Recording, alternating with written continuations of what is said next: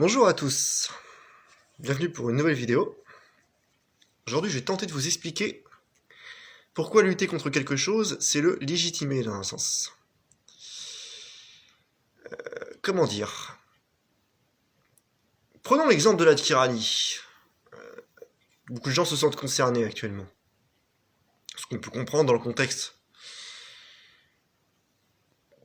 Qu'est-ce qui fait le tyran quand il assoit son pouvoir? Alors, je parle pas des prémices, comme on est en train de vivre là, mais quand c'est vraiment acté, c'est-à-dire qu'il a le pouvoir, ça y est, c'est connu, c'est machin, il a réussi temporairement à prendre vraiment le pouvoir, ce qui n'est pas totalement le cas encore aujourd'hui, même si ça vient. Qui c'est qui détruit en premier? Est-ce qu'il détruit ses opposants en premier? Ça, c'est ce qu'on aurait tendance à croire. Et c'est effectivement, ça fait partie des premières personnes qui l'exécutent. Mais il y en a d'autres qui l'exécutent avant ses opposants, ou qui tentent d'exécuter. Parce que des fois, ces gens-là lui filent entre les doigts. Vous savez, c'est quoi? C'est souvent ce qui reste d'ailleurs la minorité de l'humanité, hein, encore à l'heure actuelle. C'est pas ses opposants, c'est ceux qui ne le calculent pas. Et vous savez pourquoi? Parce qu'un tyran, un dictateur, appelez ça comme vous voulez, de toute façon c'est la même chose, quelqu'un qui cherche à écraser les autres, s'il y a une chose qu'il supporte pas, pire que la résistance, encore moins, parce que déjà la résistance, il aime pas ça, hein, c'est sûr, c'est qu'on puisse carrément l'ignorer et faire sa vie, en dehors de ses règles.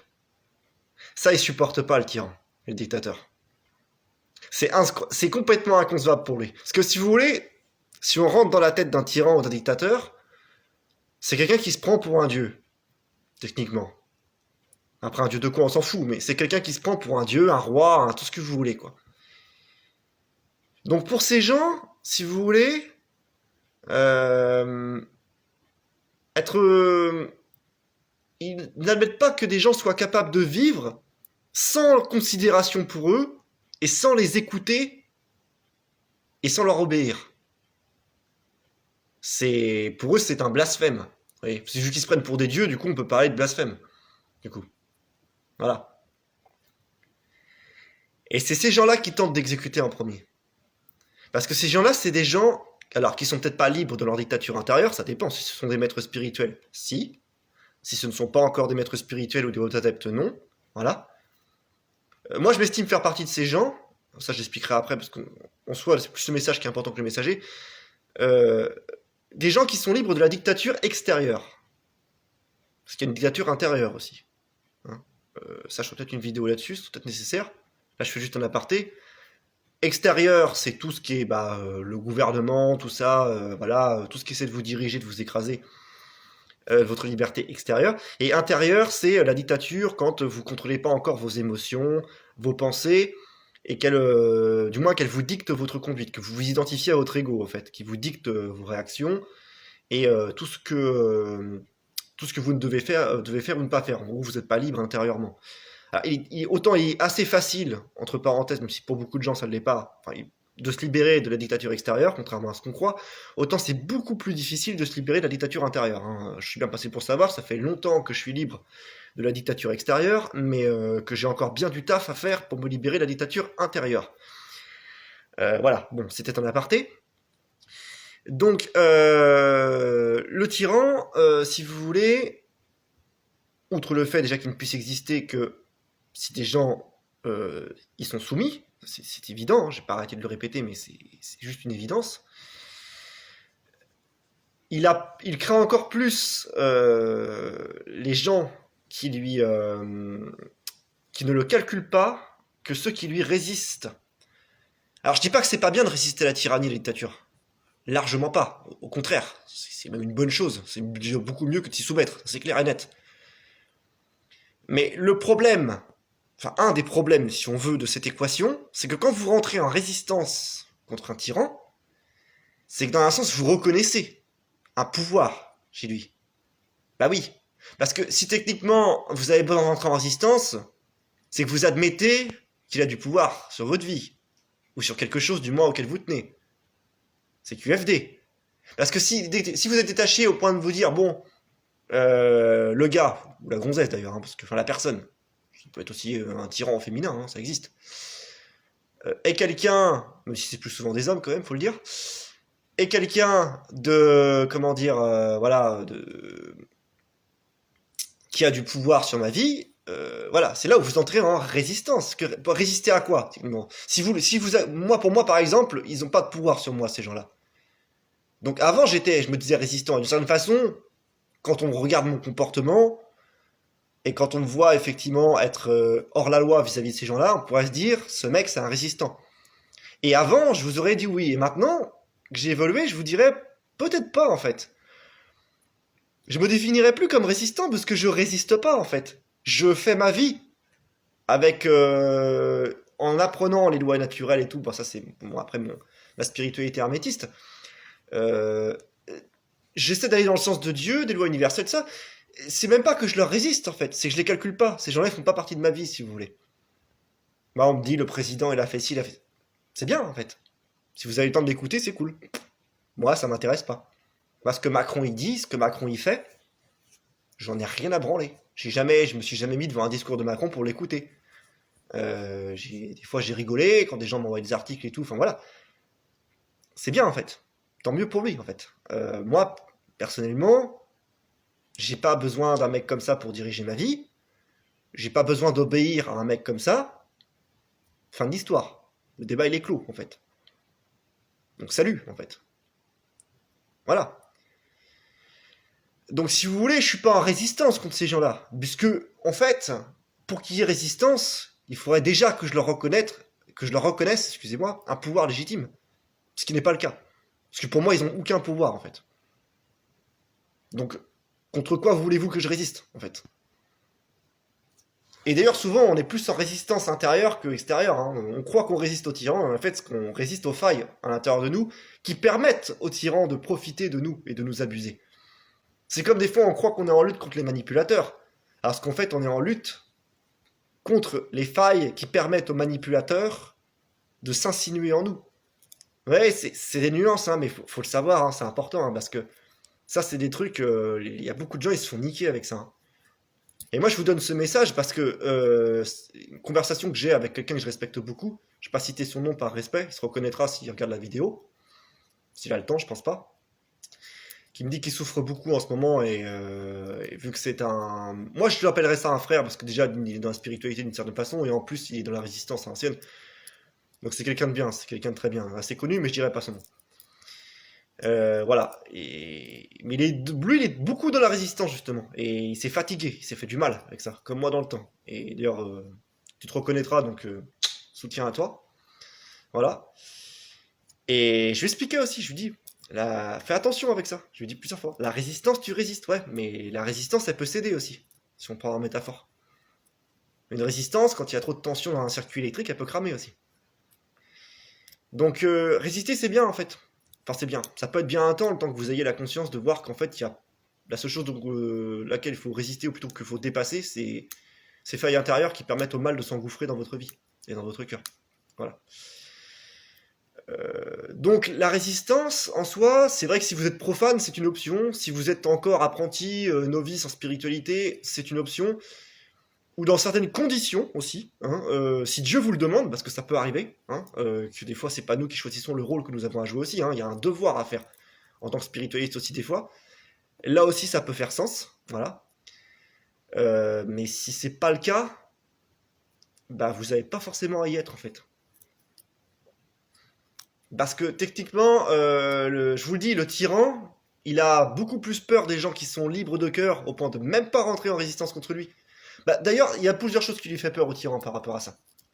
La première, c'est que ce sont des gens discrets. Parce que du coup, vu qu'ils s'attaquent pas à lui directement, contrairement à ses opposants, il a du mal à les repérer. La deuxième, c'est qu'ils sont très peu nombreux. Donc là encore, très difficile à repérer. Et souvent, ils sont isolés, parce qu'ils sont très incompris, donc ils sont en minorité, donc très dispersés. Donc encore très difficile à repérer. Et que, en plus, il sait que ces gens-là, parce qu'ils représentent, ils peuvent inspirer à d'autres cette liberté d'esprit. Alors quand j'entends liberté, c'est pas au niveau des lois spirituelles, attention, hein, ça les lois universelles, on s'en libère pas, on apprend à vivre avec, on les comprend, on les maîtrise. Voilà. Là je parle de la liberté de la loi des hommes seulement, pas la loi de Dieu. La loi de Dieu, il n'y a aucune liberté à s'en éloigner, au contraire. Là, ça amène les pires choses qui soient. Bref. Ça, je vais pas le répéter, j'en ai déjà assez parlé dans d'autres vidéos. Je précise, hein, c'est important, parce qu'aujourd'hui, avec toutes les doctrines ultralibérales gauchistes qu'on entend, enfin gauchistes, plutôt mondialistes, transhumanistes, c'est pareil, mais bon, bref, voilà. C'est important de le préciser, quoi. Bon. Ceci étant dit, voilà. Donc, voilà, le tyran a peur des gens qui sont libres et qui peuvent inspirer la liberté à d'autres et leur montrer, et surtout le procédé, comment se libérer et s'éveiller. Parce que là, ça peut vite foutre un sacré bordel. Imaginez qu'un type arrive, un type comme ça arrive à libérer quelques poignées d'hommes, puis d'autres, puis après propager la bonne parole, ça vous rappellera une histoire d'ailleurs, hein, qui s'est passée il y a 2000 ans. Ça peut quand même foutre un sacré bordel pour la tyrannie, hein. Donc oui, non, le tyran, il recherche les gens comme ça pour les exterminer, parce que s'il ne le fait pas, ça peut, voilà. Déjà, un tyran, si vous voulez, c'est pas quelqu'un qui a l'esprit tranquille. Jamais. Même si tous ses opposants sont morts, c'est un paranoïaque, un malade.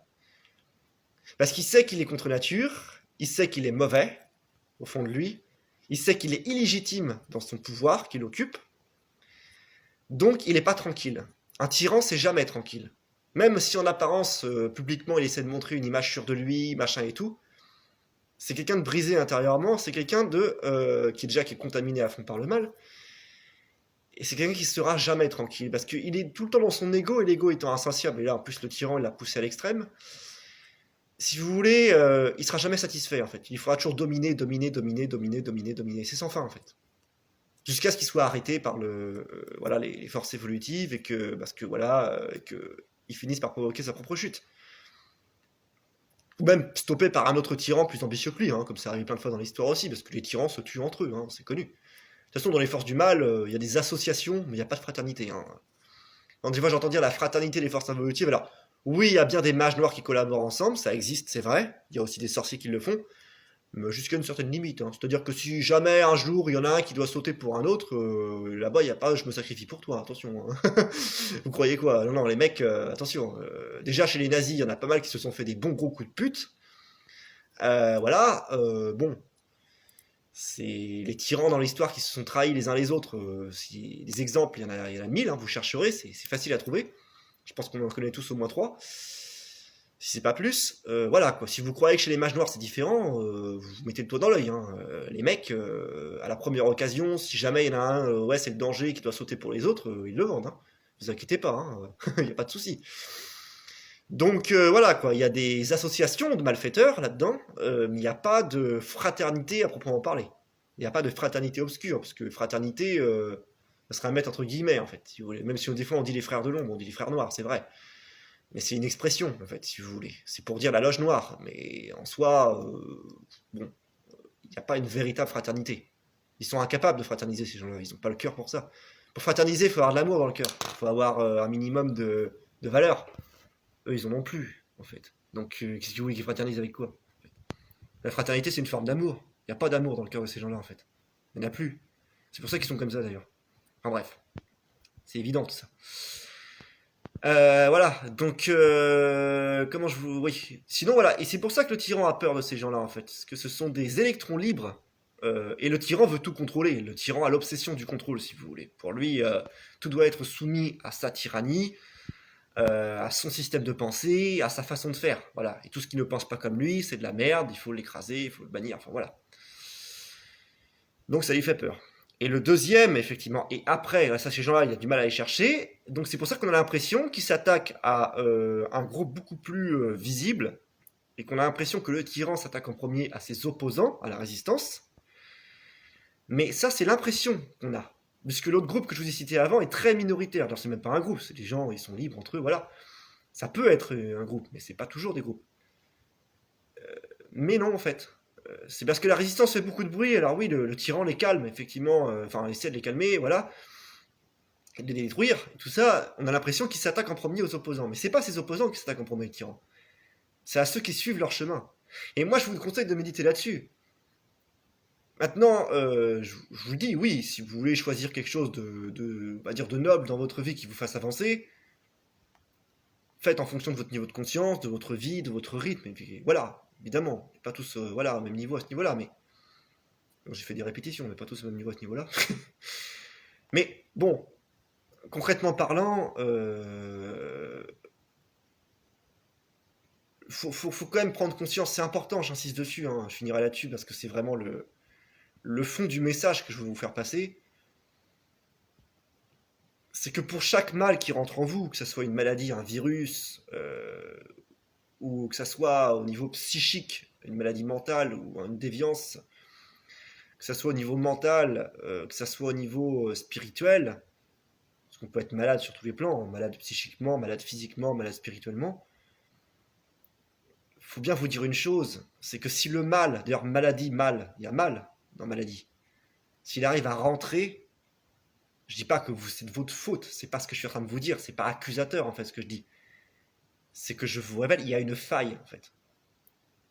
Je le sais en fait. Quand je vous dis ça, c'est pas pour vous juger en fait, c'est un constat. Si vous croyez que moi, je suis un grand mage ou je sais pas quoi d'autre encore, un grand sage imperméable au mal, non. Il y a plein de failles que j'ai encore chez moi, mais je les vois justement. Enfin, peut-être pas toutes, mais en tout cas, j'en vois une grande partie déjà. Et celles que je vois, je travaille justement à ce qu'elles ne soient plus des failles, en fait, parce qu'elles sont les causes qui laissent le mal rentrer en moi justement, sous diverses formes. Et ça, c'est super important d'en avoir conscience. Je ne le répéterai jamais assez. Je vois plein de spiritualistes qui vous font des vidéos et tout ça. Et ce que je trouve dommage, c'est que même parmi les meilleurs d'entre eux, ils oublient souvent de vous le dire, ça. Il y en a même certains qui s'en rendent pas compte encore, d'ailleurs. Même en spiritualité. C'est fortement dommage, en fait. Parce que tout part de la cause, hein. C'est ce que vous expliquent les grandes traditions, hein. Il y a la cause, il y a l'effet.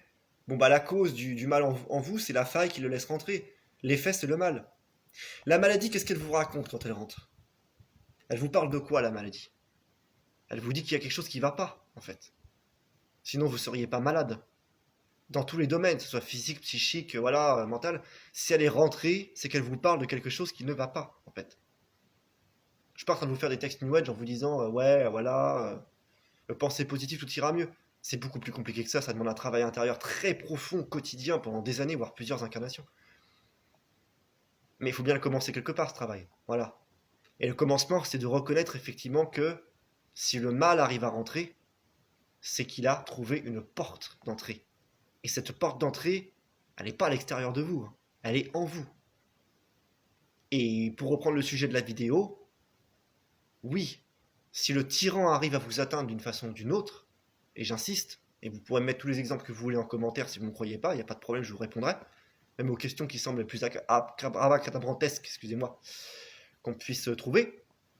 Même dans la Bible, hein, vous voyez un mec, à un moment il se fait cramer vivant, voilà, il est plongé dans un bain d'huile, voilà, bouillante, il ressort indemne. Il y a un truc à comprendre là-dessus, c'est pas qu'une parabole, hein. Ah ouais, non mais, l'identification à l'ego rend l'être humain faible. Mais c'est ça qui nous fout dans la merde en fait. Je dis bien nous, parce que là je me compte largement dedans, pour le coup. Mais techniquement, si vraiment on arrive à se rendre compte que les failles sont en nous, et que ces failles-là on les comble, et qu'on apprend aux autres à faire de même, quand ils le souhaitent, en respectant leur libre arbitre, bien sûr, je n'insisterai jamais assez là-dessus non plus, faut pas faire le travail à la place des autres, on ne peut pas les forcer. Je vous le dis, j'ai essayé, ça marche pas. Bah, en fait, c'est là qu'on règle le problème. En fait. D'abord individuellement, puis ensuite en collectivité. C'est pareil, c'est quoi une société qui est malade? C'est une société qui laisse rentrer le mal. C'est pareil. Ce que je vous dis, ça s'applique aussi bien individuellement d'abord que collectivement. Après, c'est vrai que je rentre pas dans les détails. Là, je vous trace les grandes lignes, pour que ça soit simple. Et pour que aussi vous laissez une part de réflexion et de méditation à vous. Parce que moi, vous savez que mes vidéos sont toujours courtes. Le but, c'est pas de vous gaver pendant 1 heure et demie, 2 heures. C'est de vous donner des clés sur lesquelles méditer, réfléchir, si ça vous intéresse, bien entendu. Et vous laisser développer. Je trouve que c'est beaucoup plus productif. Avant, j'aurais été du genre à parler pendant des heures. Maintenant, je préfère faire ça. Je trouve que c'est beaucoup mieux. Et c'est super. Mais vraiment, vous voyez, j'insiste, hein, je vais finir là-dessus, parce que ça fait toujours, enfin, vraiment 2 heures que je répète quasiment la même chose, mais c'est vraiment super important de s'en rendre compte. On a trop tendance à accuser l'extérieur. On prend beaucoup trop l'habitude de toujours tourner son regard vers l'extérieur et jamais vers l'intérieur. Et c'est pour ça qu'on se retrouve dans la merde, en fait. tant que vous ferez ça, vous serez niqué. Moi, je vous le dis franchement. Excusez-moi le terme un peu vulgaire, hein, mais avec les tyrans, avec les maladies, avec tout, en fait. Avec les entités négatives, avec tout, tout marche comme ça. Regardez votre intérieur. C'est ce que tous les initiés vous disent. Ça part de là. Après ça, vous pouvez monter le nom d'association que vous voulez à côté de l'extérieur, ou faire ce que vous voulez. Faire des temples, des machins, des églises. Si vous n'avez pas le travail intérieur, c'est pas que ça servira à rien, ça sert toujours. Mais concrètement parlant, vous pouvez faire toutes les révolutions, les associations, les églises, les guerres, les révoltes que vous voulez. On en reviendra toujours au même. Et d'ailleurs, l'histoire me donne raison. Puisque des associations, il y en a eu plein. Des guerres, il y en a eu plein. Des révolutions, il y en a eu plein. Et est-ce qu'aujourd'hui on vit mieux? Est-ce qu'on est débarrassé du mal? Non. Il n'y a rien à me dire, oui, ça prend du temps. Non, mais d'accord. Mais si on avait vraiment travaillé sur nous, l'humanité, là, oh, hein, on va se le dire franchement, on n'en serait pas là aujourd'hui de une. Et techniquement, ça sera réglé. Et à un moment donné, il ne faut pas se mentir non plus, quoi. Donc non, les méthodes qu'on emploie, elles sont limite, voire carrément pourries pour certaines. Et il va peut-être falloir arrêter de répéter les mêmes erreurs au bout d'un moment. Parce que sinon, on va pas s'en sortir. Et pour ça, il faut regarder en soi. Parce que je peux vous assurer qu'on a tout exploré, sauf l'intérieur. Hein. Alors c'est pas la peine d'aller voir tout le prisme des possibilités qu'il y a à faire à l'extérieur de soi, et derrière être incapable de se poser le cul pour méditer 2 minutes sur un coussin et regarder ce qu'il y a en soi. Maintenant, chacun fera ce qu'il veut. Là encore. J'ai terminé là-dessus. On va sur ce, bon courage à tous. Et puis peut-être à une prochaine pour une autre vidéo. Salut!